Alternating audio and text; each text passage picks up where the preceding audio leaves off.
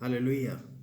मुझे सुनने वाले हर एक को जल्द आने वाले यीशु मसीह के नाम में आप सभी को प्रेम भरा सलाम। मैं आशा करता हूँ आप सभी दिन प्रतिदिन लगातार यीशु मसीह में बढ़ते जा रहे हैं। तो आइए मेरे प्रियो, आज के वचन की ओर हम आगे बढ़ेंगे और आज का हमारा मनन का विषय इस प्रकार से है, नरक मत जाओ, खुद को बचाओ। नरक मत जाओ, खुद को बचाओ। मेरे प्रियो, आइए हम वचन पढ़ेंगे। यूहन्ना रचित सुसमाचार अध्याय 11 और आयत 25। यहाँ पर पवित्र शास्त्र बहुत ही स्पष्ट रूप से ऐसा कहता है, यीशु ने उससे कहा, पुनरुत्थान और जीवन मैं ही हूँ। जो कोई मुझ पर विश्वास करता है, यदि वह मर भी जाए तो भी जीवित रहेगा। मेरे प्रियो, जैसा कि आप सभी जानते हैं कि यह पृथ्वी बहुत ही अंत के करीब आ चुकी है या फिर अंत के कगार पर बहुत ही नज़दीक है। तो जिस कारण से पवित्र शास्त्र की तमाम बातें जो इसमें लिखी गई हैं, एक के बाद एक पूरा होते हुए आप देख सकते हैं। पवित्र शास्त्र में बहुत ही स्पष्ट रूप से लिखा है कि उन दिनों में या फिर अंतिम दिनों में लड़ाइयाँ होंगी, झगड़े होंगे, एक देश दूसरे देश के ऊपर लड़ाई करेगा, युद्ध करेगा। और इतना भी नहीं, घर के अंदर का माहौल खराब होगा और ये सारी बातें आप देख सकते हैं। कई कई जगहों पे भूकंप हैं, बाढ़ है, सुनामी है ना। लोग खाने पीने के लिए तरस रहे हैं, अकाल है। तो कहने का मतलब ये है कि बाइबल की हर एक लिखी बातें जो सत्य है वे एक एक बहुत ही तेजी से पूरा होते जा रही हैं।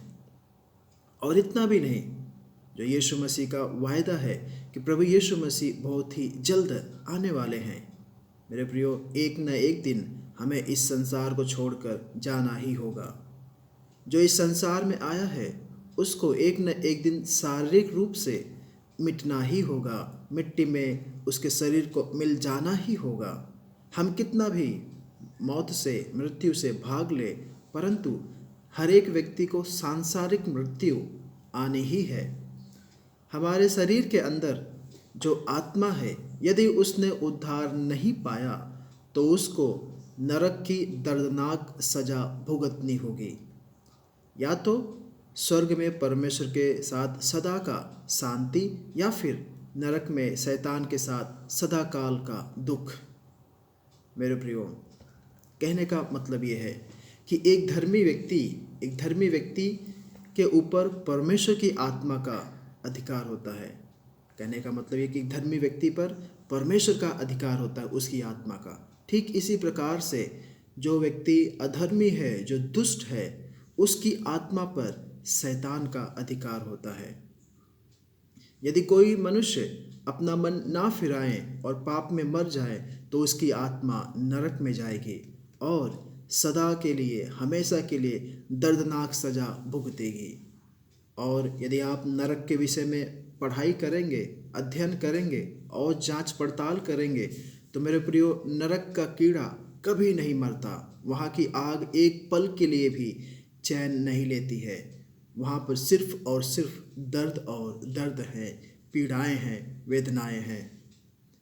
इसीलिए जब प्रभु यीशु मसीह इस संसार में थे, उन्होंने भी कहा, नरक का कीड़ा कभी नहीं मरता और वहाँ की आग कभी नहीं बुझती।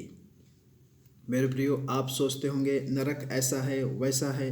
मेरे प्रियो, नरक बहुत ही दर्दनाक है। आपके सोच, आपके विचारों से भी कई गुना बढ़कर है। वहाँ पर हमेशा रोना होगा, दांत पीसना होगा, एक पल का भी आराम नहीं। मैं आपको बताना चाहता हूँ, नरक में चारों तरफ सिर्फ और सिर्फ आग है। और नरक इतना गंदा है, इतना बदबू से भरा है कि आप सोच भी नहीं सकते हैं। नरक में शैतान के दूत हैं और गंदे गंदे कीड़े हैं। इस दर्दनाक नरक को हमें सिर्फ जगत के मोक्षदाता प्रभु यीशु मसीह ही बचा सकते हैं। इसलिए वे कहते हैं, यूहन्ना रचित सुसमाचार अध्याय 11 आयत 25 के अनुसार, यीशु ने उनसे कहा, पुनरुत्थान और जीवन मैं ही हूँ। जो कोई मुझ पर विश्वास करता है, यदि वह मर भी जाए तो भी जीवित रहेगा।